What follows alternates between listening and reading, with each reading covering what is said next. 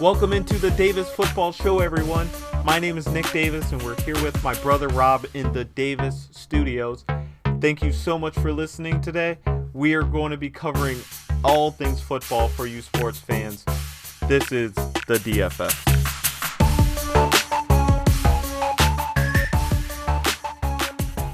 Man, Rob, what a draft. Yeah, it was a really interesting draft. I don't even know what some of these GMs be thinking sometimes. I hear you on that. Props to the NFL for pulling this thing off, something that I feel we all really needed in a time like this. Yeah, they did a really good job putting that all together. I think it was more natural to see all the players there with their families and street clothes rather than all suited up on a stage with, maybe their mom or dad. I don't know if I liked them more, but it was really interesting to see them inside their homes with their families and all that. Yeah, it was definitely a little twist. All right, so today, as we go ahead and put a bow on this draft here, we are going to recap the top 5 teams that had the best draft in both the AFC and the NFC, and then the bottom 5 teams in both the AFC and NFC. As always, I'm taking the NFC, and Rob is going to take the AFC.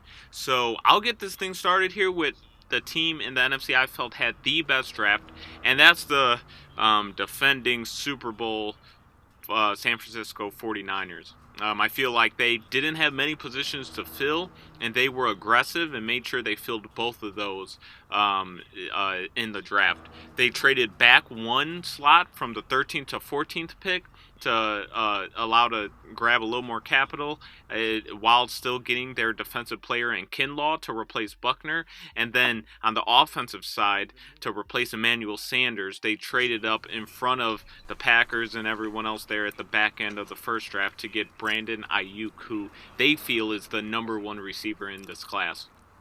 Yeah, it's rare to see a team coming off a Super Bowl have 2 first-round picks, especially one really high at number 13. So adding those 2 talents, it's really good for them. Absolutely. The last thing I wanted to add was the retirement of Joe Staley. That was maybe a little more unexpected for us as fans than the front office, but it sounded like they had a trade already in line with Trent Williams. That was a huge pickup they got from Washington, and they didn't give up much. They gave up a 5th this year and then a 3rd next year, and they also drafted an offensive lineman later in the rounds that I believe is going to be like a backup future type player. I think overall they just hit all the key pieces, and they had the best draft in this conference. Yeah, their draft class is looking really good. Just a great draft by them. All right, who do you got number 1 in the AFC? Is it your favorite, Baltimore?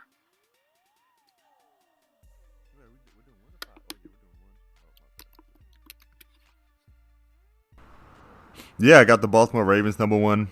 They got lucky. Patrick Queen slid all the way down to number 28, and then adding J.K. Dobbins, another weapon to that backfield. To me, they got the best backfield in the NFL right now.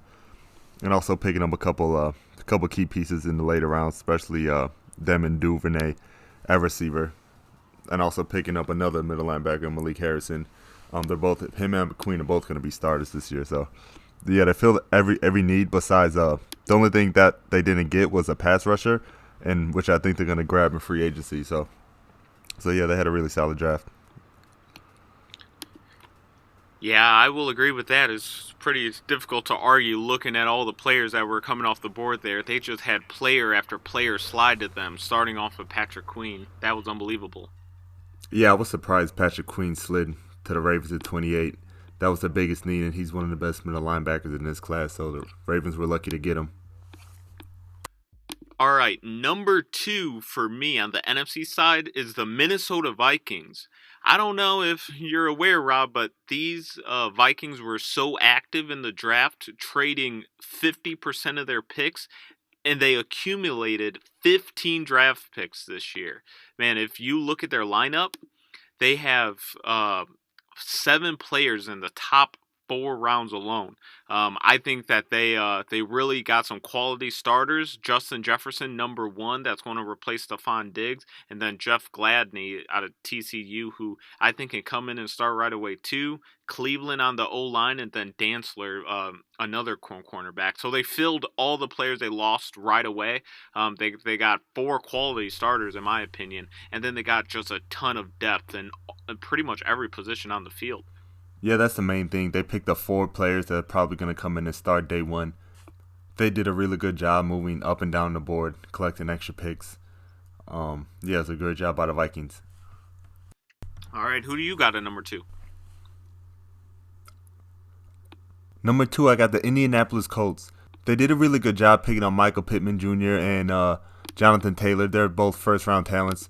Also, they got Jake Eason, so just in case Rivers isn't playing well this season, they can move on from him and maybe start the new franchise quarterback in Josh Eason.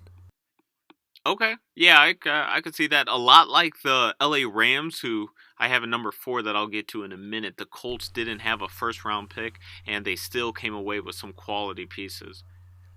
All right, so who do you got number 3 in the NFC?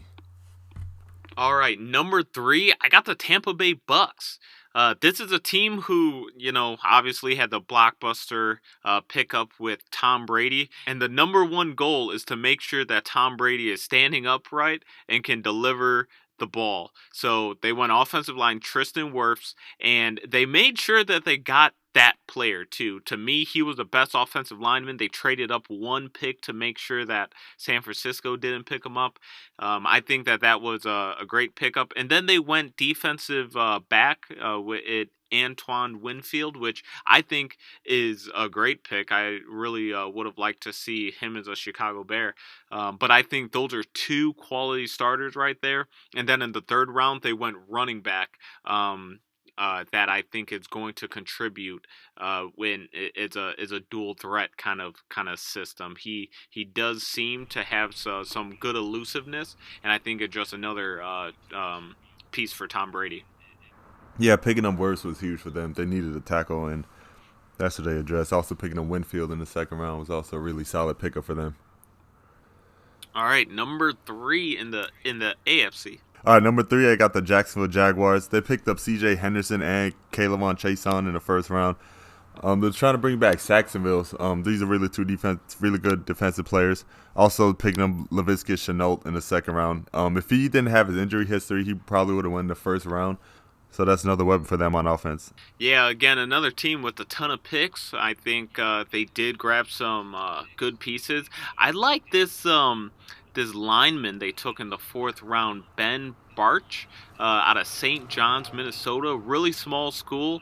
I think he was making his own smoothies with like eggs and cottage cheese, like just to gain weight. Like it was crazy. I think he's a player that can really contribute with the NFL nutrition system. Now let's move on to number 4 in the NFC. All right, like I mentioned briefly earlier, a lot like the Colts, I like the LA Rams here at number 4. They didn't have a 1st round pick, but they had 4 picks in the next 2 rounds, in rounds 2 and 3. They selected Cam Akers out of Florida State, who I feel is one of the top running backs, to replace Gurley. And then they also grabbed Van Jefferson out of Florida. He isn't the burner type like all these teams are going after, but he's very comparable to Cooper Kupp, who is already there, and I think that he's going to fit right into that offense with Sean McVay and Jared Goff. And then they go defense in the 3rd round with Terrell Lewis out of Alabama, who is a starter, I believe. And then Terrell Burgess in safety, position that definitely struggled last year for the Rams. I think pairing him with a Roop, who they picked up last year, they're going to be a nice duo. Yeah, the Rams definitely fill some huge holes that they have. Yeah, and and then they grabbed Jordan Fuller too out of Ohio State. I mean, he wasn't a really hot splash in the pan, but he's a nice player. That I think he's going to be a very good quality backup that can come in on dime packages. I think though the Rams did very well not having a 1st round pick. I agree. Yeah, it's tough not having a 1st round pick, but yeah, they put it together well. All right, number 4. Who do you got? All right, number 4, I got the Denver Broncos. They picked up Jerry Jeudy in the first round, also in KJ Hamler in the second round, addressing that offense. So the offense looking really solid. They picked up a cornerback and also Lloyd Cushenberry in the third round. To me, Cushenberry could have won the second round. I kind of wanted the Ravens to grab him there, but Broncos ended up getting him. Yeah, that was a good player pickup right there. All right, who do you got number 5? All right, at number 5, I have the Carolina Panthers. This team was so exciting because we've seen something that we've never seen before. They took a defensive player with all of their draft picks. Isn't that crazy, Rob? Yeah, that's crazy. I've never seen anything like that before. Yeah, it was the first time in the draft era. So Rule is coming in with a splash. He came over from Baylor, over from college to take over the head coaching job, and he brought over Joe Brady with him, the offensive coordinator from LSU. And we all saw what he did with Joe Burrow. So hopefully the Carolina Panthers offense will, have a splash with him and the signing of Teddy Bridgewater. But the extension of McCaffrey. But on the defensive side, that's the head coach's job. That's Rule, and Rule is making sure that he has the players to be successful. He took Derek Brown in the first round, who everyone feels is one of the best. They grabbed Gross Matos as a pass rusher, and then they moved up at the end of the third round to grab Jeremy Chin, the strong safety out of Southern Illinois, who everyone is really comparing him to Isaiah Simmons. I really like the moves that they made. And then the depth that they brought in, I think this defense is going to be scary good, sneaky good. Yeah, that's really rare. They went all defense in the draft. I've never seen nothing like that before. Yeah, they're gonna be a really solid defense in the next upcoming years. All right, who is your last team with the best draft out of the AFC? My number 5 team, I got the New York Jets. They were able to pick up one of the best offensive tackles in the draft, and Mekhi Becton.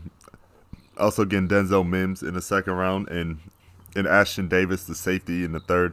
He's really going to help out Jamal Adams. He's a coverage safety, so he'll be able to play deep back while Jamal Adams play up in the box. Also, Denzel Mims, the Jets really needed a receiver, and hopefully Denzel Mims could come in and be the number 1 target. Is he there to support Jamal Adams, or is he there to replace Jamal Adams? He's there to play next to Jamal Adams. Jamal Adams more of a strong safety in the box. He's more of a free safety, coverage safety. Okay. All right. I do really like the pickup of Bryce Hall, cornerback out of Virginia. I think he does have starting abilities. Yeah, me too. Yeah, he could come in and start probably by this year. All right, well, those are our top 5 teams in each conference. You just heard a group of 10 teams that had the strongest drafts in our opinion. Please leave us a comment. Let us know if you feel we left anybody out. There possibly are, it's a lot of good players that went. It might have possibly been a team that we overlooked. But hit us up. Let us know.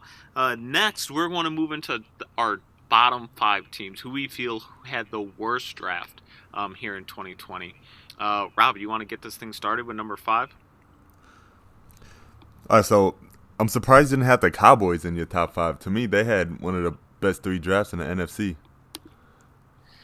Yeah, I mean, CeeDee Lamb slid to them. Trayvon Diggs ended up falling, in my opinion, too. I really like Gallimore also. I just feel that the Cowboys had so many holes, and for them not to trade back, I feel like they made selections like CeeDee Lamb. I feel like they picked them just because they didn't want the Eagles to grab them. As the Cowboys, I would have liked them to trade out because they knew teams would have came up and gave up a haul for someone like CeeDee Lamb. I just don't feel like that was the strongest need. And I mean, imagine someone like the Broncos, who had a ton of draft picks, what they would have gave up to get someone like CeeDee Lamb. I mean, you're talking, 3-4 picks in the top 60? Yeah, they could have traded back, but getting CeeDee Lamb, also addressing cornerback in the second round too. I mean, I think they had a pretty solid draft, honestly. They do have, I would say, probably like 4 or 5 starters out of this draft, which they desperately need. I really like that 4th round pickup, the lineman out of Wisconsin, to replace Frederick. Mm-hmm. Yeah, me too. That was a good pick. Now, I also realize you don't have Miami in your top 5. They grabbed Tua without moving up. They got a lineman in Austin Jackson and Robert Hunt in the second round. They got Igbenogany out of Auburn, who is going to be their nickel corner. I mean, Raekwon Davis out of Alabama, man. Yeah, they had some good picks, but they also had the most picks. So I feel like just their picks, they could have got some better value with some of their picks. I feel like they reached on a couple players. Okay, yeah, I can see that. Well, we do have, believe it or not, we looked all over the country and found one of the few Lions fans out there to give us his thoughts on the Lions draft. Hey Doug, thanks for joining us on the Davis Football Show. You are here with Nick and Rob. So we know you're a big Lions fan. We just want to know how you feel about the Lions draft this year. Hey guys, super excited about this 2020 draft that we just got to see. Probably the best draft I've actually seen the Detroit Lions have in many years. Being a Lions fan, man, I can't even think back to the last time I remember even starting to be a Lions fan. As far as the draft, this is probably the best draft they've ever had. As far as like at the beginning of the draft, they definitely start off strong, taking Jeffrey Okudah. That was already known. Everyone already had an idea. Everybody knows about us moving big play Slay out of that corner spot to the Philadelphia Eagles. So we definitely needed that big move to happen.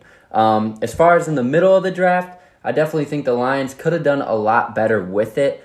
As far as like taking Julian Okwara, that was definitely a need for the Lions as far as the defensive end. But also right before that pick, they picked DeAndre Swift, the running back out of Georgia. We definitely needed a second running back to back up Kerryon Johnson. But at that time, they definitely could have picked up Delpit out of LSU. That would have been a huge pickup for us in our secondary. I'm surprised he even stuck around that long to the second round. I definitely thought he could have been a first-round draft pick for sure.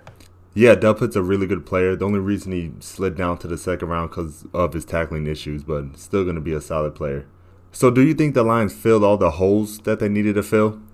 I definitely think they filled their positions that they were trying to go after, but I definitely think they were just trying to fill spots, like I said, in between the middle of the draft. Like I said, they definitely went after every position that they needed, but not necessarily did they fill it with a great player. Like I said, because the reason why I think this was the best draft that they had in many years, this is like one of the first times that the Lions actually struck out at players that are actually going to make a huge impact day one.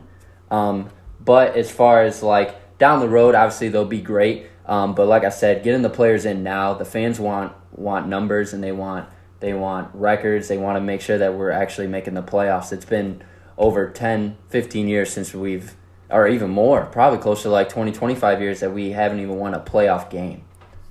Yeah, the Lions hasn't won a playoff game since the 90s, so you want to see them bring in the right players. You want to see them give the fans hope that they're going to be on a winning side very soon. So what position do you think the Lions still need to fill in free agency? Position I still think they need to address is still on that offensive line. We did lose our lineman, Rick Wagner, to the Packers. That was a huge loss for us. But like I said, when we picked up Jonah Jackson in the third round from the Ohio State University, that was a huge pickup and definitely a steal. I 100% think that he's going to make an impact from day one, being side by side with Frank Ragnow, our center. He's the alpha male on that offensive line, and he's definitely the leader of that group for sure. But that's definitely why I think the Lions need to address. We got a solid receiving core as far as Galladay and Marvin Jones. T.J. Hawkinson was pretty solid at the beginning of the year, but definitely did not show out for the rest of the year. He definitely started off strong in week 1 through 4, but I do have a lot of potential thinking that he's going to make it huge this year. As far as the D-line, like I said, very solid front 4. Linebackers back there too, so that front 7 is definitely going to be lethal. And then that big pick that we had in the early first round with Jeffrey Okudah, that's definitely going to make some noise for these fans. That way we're not in the dumps about losing Darius Big Play Slay. Yeah, hopefully they could add to that offensive line in free agency. Once they get that offensive line together, they might really come together as a team. Well, all right, Doug, thank you for joining the show, and we'll talk to you very soon. All right, also tuning in here, we have Dan, who is a New England Patriots fan. Dan, how do you think the New England Patriots did with this year's draft? As a Patriots fan, I am pretty disappointed with this year's draft. The Patriots did 3 of the usual things that they do every year, and that's first one, trade out of the first round. Second one, draft players from extremely small schools. And 3, draft players that will not have an immediate impact on the team. Yeah, it seems like the Patriots are always trading out of the first round. What do you think about this year's trade back? I normally don't mind the Patriots trading out of the first round year in and year out, except for this year when there was 3 linebackers ready available for them with their first round pick that they could have selected that could have an immediate impact on this team's roster. Yeah, they passed up on Murray and Patrick Queen. They could have stepped in day one and been a starter. Do you think they filled all the needs that they have? And what position do you think they still need to address? Although the Patriots didn't draft any big names in this year's picks, they did overall address most of the concerns that a lot of fans were having with the offensive line and pretty much the front 7 on the defense. I think most fans are going to be most upset with the fact that they did not select a quarterback anywhere in the draft. I don't think we were looking for someone in the first or second round, but definitely someone probably in the 4th or 5th that could at least develop behind Stidham and Brian Hoyer. Yeah, I'm pretty sure most fans thought the Patriots were definitely going to draft the quarterback here. But I guess now they're going to go ahead and throw with Stidham to start this year. But that's all the question we got for you, Dan. We'll talk to you soon. All right, moving on to our bottom 5 teams. These are the 5 teams in both the AFC and NFC that we felt did the worst. Rob, you want to get this thing started? All right, so we're going to go ahead and do the teams that we think that had the worst draft, starting from number 5 to 1. So my number 5 pick is the Tennessee Titans. Their biggest need was tackle, cornerback, and pass rusher. And to me, Isaiah Wilson was the first pick that they had. Isaiah Wilson, I'm not sure if he's ready to step in and be a starter, and that's what they need. Also, Kristen Fulton, they did kind of fill a need, but they did not get a pass rusher, and to me, that's one of their biggest needs. So I think they're going to have to go after Clowney or get a pass rusher in free agency. Okay. Yeah, I could see that. And, I mean, I don't think they necessarily need to draft a pass rusher here. They have Jeffrey Simmons from last year. I know who they drafted in the first round. He probably didn't produce the way everyone wanted him to, but he definitely isn't a scrub. And then they signed Vic Beasley in free agency, who I think that is going to help with that pass rush. And yeah, as you said, there's guys out there still like Clowney. They addressed the 2 areas where they lost a lineman, and I do think Isaiah Wilson can come in and fill that role. Is he going to be as good as the guy he's replacing? I don't believe so, but he might be a valuable starter. And then Fulton, I think, is going to play on the outside and move Malcolm Brown back into the slot. And then my favorite pick for this team is Evans out of Appalachian State. He is going to be the thunder and lightning that the Titans were desperately missing with just their bell cow back in Henry. Well, we'll see if he could come in and play well at the tackle position. And Vic Beasley, he's not. I wouldn't want him. I wouldn't want him as a starter on my defense. There's a reason that Atlanta cut him. And in the AFC, you're gonna need pass rushers to go after Lamar Jackson and Patrick Mahomes. All right, my number 5 pick here for the worst draft in the NFC is the Philadelphia Eagles. They reached big time on Jalen Reagor. There were definitely some other wide receivers. I'm not saying Reagor isn't a good pick, but I think they could have got him in the second round where they got Jalen Hurts, who, let's be honest, is he really going to play? And I think Jalen is a completely different style quarterback than Carson Wentz anyways. I think that the two of them, I think Jalen's going to be great. I agree with that. He might get opportunity to start somewhere one day, but I don't think it fits in Philadelphia. Maybe he's better off in Seattle under Russell Wilson or Baltimore behind Lamar, but I just don't see it there in Philly. And I think that they're just kind of missed with that. They tried to go fast and draft receivers with speed, but I just think they were the wrong time at the wrong place. Yeah, the Eagles. That Jalen Hurts pick. I was really confused with that. I don't see him being a starter anytime soon, and I don't know why they would draft him just to be a backup. So that pick's really really confusing. But outside of that, they got some real speed at the receiver position, and also a linebacker that they did need. So yeah, man, that Jalen Hurts pick, I'm not sure what they were thinking with that. All right, Rob, who do you have for number 4? All right, to me, my number 4 pick is the Kansas City Chiefs. Their first round pick, they drafted Clyde Edwards-Helaire. To me, they didn't really need a running back in the first round. They really needed to address the secondary, I think. Also in the second round, they got Willie Gay. They didn't go for a cornerback or safety till later in the 4th round. So I think it was like a luxury pick they went in running back, but they really need to adjust that defense. I don't know about that. I think Clyde is going to be a difference maker on that already high power offense. Their offense is better with him there, and it's already the best offense, one of the best offenses in the league. And on defense, I mean, they got all of their starters returning except for who? Kendall Fuller, and they had Juan Thornhill, who was hurt. That's going to come in and kind of make up for that missing piece there. I don't know if the Chiefs are in the bottom 5 here. Not saying they're in the top 5, but I think their draft was pretty solid. And also they needed a defensive tackle that they didn't address. And like the Raiders and the Broncos are all getting better. They're going to have to go up against the Ravens in the playoffs. So I think addressing the secondary would have been the smartest move. Okay. My number 4 team is the New Orleans Saints. They really didn't have many picks coming in here. And I understand, the thought process. Like, their team is already pretty stacked. But with the few picks that they did have, they ended up trading more of them to move up for a tight end out of Dayton. And Zach Bond out of Wisconsin. I think both of their picks in the 3rd round aren't necessarily bad picks, but I don't think those are guys you trade up to get.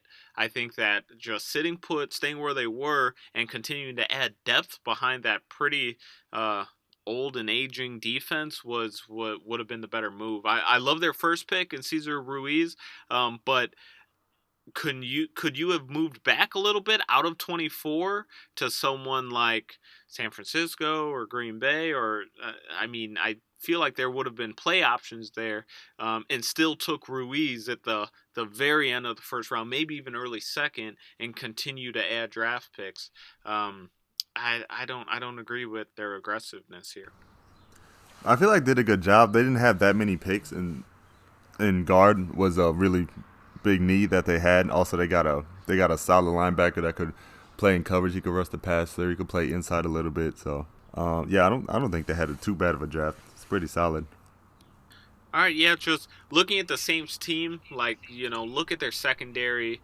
Their D line is normally pretty good, but their secondary specifically, they haven't really changed much in quite a while. They got the same pieces there, and I feel like it's because they're complacent. Like, they can play very good in games, but then they also have awful games where, look at the past 3 years, they lose awful games in the playoffs, and it's mainly because their defense drops the ball. So I don't think they added enough depth here to move into the future. All right, number 3 in the AFC. All right, number 3 in the AFC, I got the Los Angeles Chargers. They got Justin Herbert in the 1st round. To me, I'm not really big on Justin Herbert. I feel like they could have get like Isaiah Simmons or another stud tackle, or just go in a different position and then get a quarterback either later in the draft or get one out of free agency. I'm not really huge on Herbert, especially because they got a win now team. Also, trading up for Kenneth Murray. Kenneth Murray isn't a bad player, but I wouldn't have gave up a 2nd round pick and a 3rd round pick just to move up to get Kenneth Murray. Even like, it wasn't that big of a position of need. They could have went Isaiah Simmons in the 1st round and then fill out the roster after that. I do agree with you there. I think, the Chargers, looking at their first 2 picks in the first round, I was like, man, they might have won the first round. But then after you see that they really didn't do anything for the rest of the draft after that, it's like, man, were those 2 picks worth it? And I don't know. Like you said, like, why go Herbert there when you could probably have won Isaiah Simmons, and then instead of trading back for Murray or trading up for Murray, keep your 2 other picks and add depth in the linebacker room, and then sign Cam Newton at quarterback, who we all know is going to be better than Herbert when it's all said and done. And I think the Chargers, who have a win now ready team, is still trying to plan for the future. Yeah, I would have definitely got either Jameis Winston or Cam Newton, and went that direction. All right, so speaking with Isaiah Simmons, my number 3 team is the Arizona Cardinals, and I think Simmons is a great player, one of the best in this draft. But I think that the Arizona defensive coaching staff, led by Vance Joseph, is the worst in the league. And they're going to misuse one of the biggest athletic freaks in the NFL. I think that they don't know what they're doing. They're not going to be able to scheme him. And I just think that was a missed pick right there. Like, they were better off trading out of that and getting a haul of draft picks, because they need more help all around both the offense and defensive side of the board. Imagine the teams and what they would have traded to get Isaiah Simmons there in number 8. They could have got 3 or 4, 5 quality starters all around both sides of the ball instead of going with Simmons. I think that was a lost opportunity not to move out of that pick. Yeah, I disagree with you there. I think the Cardinals, Simmons might be better than Chase Young. Simmons could play. He could play so many positions on the defensive line. He's going to be really valuable, and especially if he turns into a star. He could be a star corner, star safety, star linebacker. He could rush the passer. He's a really good player. Wait, you said Chase Young, out of the Ohio State Chase Young? Yeah, that Chase Young. Oh man, that's going to be the best defense in the league right there in Washington. Best defense in the league? In the league. I don't even think you believe that. Put it on a poster. We will. All right, who's your number 2? We're diving into the bottom 2 here. All right, number 2, I got the Houston Texans. They didn't really have that many picks, especially because they traded for like Tunzel and Kenny Stills. They didn't have that many draft picks, but the first pick was the second round. They got Ross Blacklock to replace DJ Reader, but after that, it's just a lot of questionable picks. They, especially like with the Blaylock pick, it's a solid pick, but they could have got better value for that pick. So yeah, Bill O'Brien, I'm not really a lot of more questionable moves that he's doing. Yeah, I'm telling you, Bill O'Brien doesn't have a clue what he's doing. He doesn't have a freaking clue. We need. Oh man, don't even get me started. All right, so who's your number 2 worst team in the NFC? All right, now this may be a surprise, but it's funny how the poor coaching staffs go hand in hand with the worst picks or the worst draft teams. But at number 2, I got the Atlanta Falcons. I feel that again they reached on quite a few players. They went AJ Terrell at number 16. I think that was an opportunity to move back. You'll still be able to get him later on and also address a number of other positions there. I do like Marlon Davidson, the defensive tackle out of Auburn, but then Walker and the backup lineman behind Alex Mack. I mean, you got one of the best centers in the league, and I think that his injury in previous years is why they ended up reaching for a backup center so early in the 3rd round. I think, I think they're just picking off emotions here. Yeah, the Falcons. That Terrell pick, I'm not really sure what they were thinking with that. They could have got K'Lavon Chase on instead of him. I didn't really see him as that high of a corner. Exactly. Like, not only was their pass rush awful, but they're also losing. They lost Vic Beasley, and they got Fowler in there, but Fowler is more of like a one type of defensive end. I mean, K'Lavon could have been really sweet in this defense. Also, Ken Murray or Patrick Queen. I mean, there were so many options, and they went AJ Terrell just because they lost Trufant. Come on. Yeah, I agree with you there. All right, worst team in the AFC. Let us hear it. I know you're gonna be surprised by this. I got the Las Vegas Raiders. It's the worst What? team in the AFC. What? Yeah, I mean the first. Oh no! I mean the first pick they got Henry Ruggs. To me, was the third best receiver there. And then their second pick Arnett. They passed on K'Lavon Chaisson. They passed on Queen. They passed on Murray. They passed on a lot of good defensive players. Arnett. They could have got Arnett later on, or traded back and got a cornerback. Got more picks. And then in the third round, they got Lynn Boyden and Brian Edwards. I don't know how many receivers you plan on playing. I think they're trying to match the offense of the Chiefs, which isn't going to work. They need to adjust the defense. They didn't do that really at all. Well, they addressed the defense a bunch in free agency with Littleton, who can move. They got Kwiatkowski, a linebacker who played awesome for the Bears. They also got Malik Collins out of Dallas. They got Randall and Heath, safeties from Cleveland and Dallas. I mean, I think they addressed the defense pretty well in free agency. And then Arnett, yeah, was it a reach? I agree with you 100%. Yeah, they reached pretty far, long and far for this one. But he's from The Ohio State, and it's something about that program that I think is worth something. And then they went a run on Clemson players with Tanner Muse, and they got Ruggs out of Alabama. I mean, they're drafting the players out of the top universities. And you're absolutely right. They're trying to match speed with the Chiefs. I mean, we look at the picks from last year and Cleveland Farrell and going running back Josh Jacobs in the first round, and all these guys done since they got on the field with ball.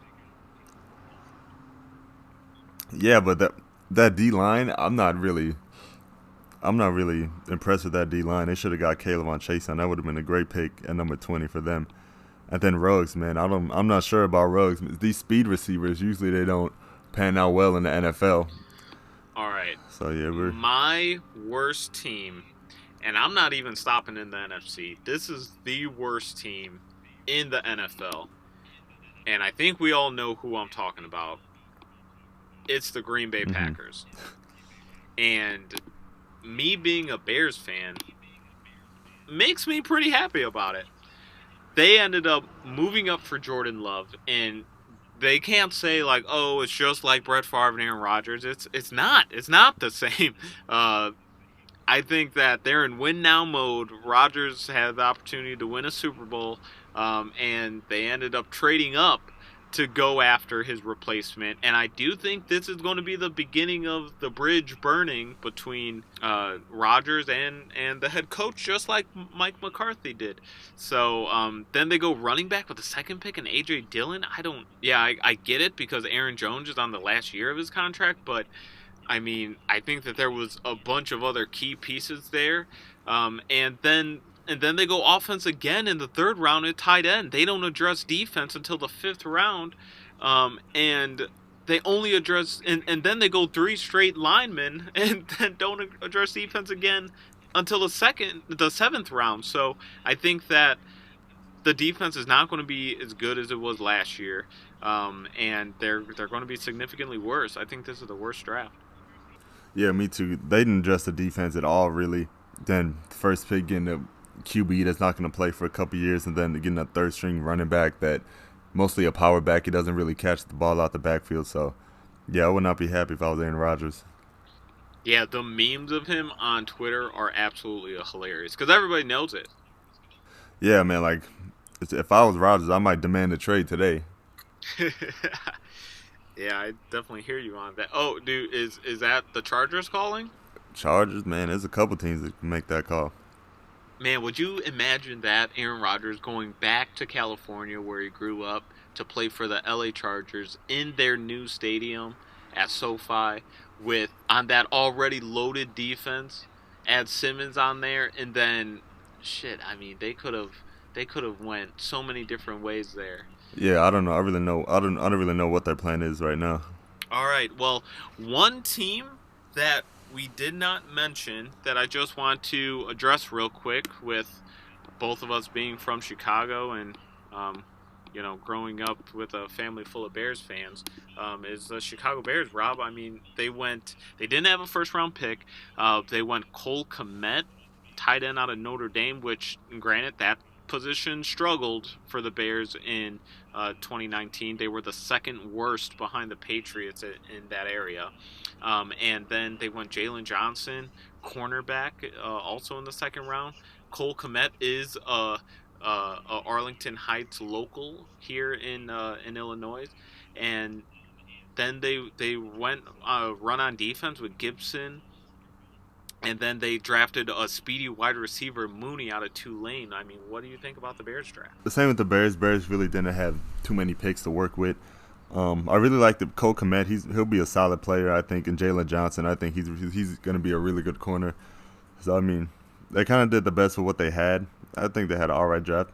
I think that's a perfect way to explain it. They kind of did the best with what they have. I think that, it's no one that pops off the screen. I think they just added a bunch of depth, and hopefully it works out. But something that bothered me a little bit was they traded a 4th round pick next year to move up, and then they also traded 2 6th round picks to move back into the 5th round to get the wide receiver Mooney, who I feel could have been there at in the 6th round. So don't like the moves up, but it is what it is. I feel like they could have hung on to those picks and had a couple more depth pieces in the 6th round, but it is what it is. Yeah, they did the best of what they had, honestly. All right, well, next week we will be hopefully back to our normal schedule. I know we did a little run on podcasts with the draft here this past weekend, and it did not disappoint. But we'll be back to our normal once-a-week schedule, and our next podcast will be an update on our power rankings. Remember, a couple weeks back we did a power rankings pre-draft on our top 5 teams in both the NFC and the AFC. We're going to update those now, given all the draft picks coming into these teams, because some teams definitely hit and some teams definitely missed. So that's where we're at. Yeah, I got some change to my power rankings. It's going to get switched up a lot. All right, thank you, Dan, and thank you, Doug, for giving us the feedback on the Detroit Lions and the New England Patriots. Thank you for giving us your input there, and hopefully we have you guys back on here soon. I just want to add one thing before we end the show. The 2020 draft was the most viewed draft of all time, with a total of 55 million viewers over the 3 days, with an average of 1.4 million viewers watched per day. With all sports being canceled as of now, there's not really a lot going on, so a thing like the draft, everyone's really starved for sports, so a lot of people tuned in. That's 37%. That's a 37% jump from last year, so just really huge numbers for the 2020 draft. Well, that's all we got for you today. Thanks for watching the DFS. See you next time.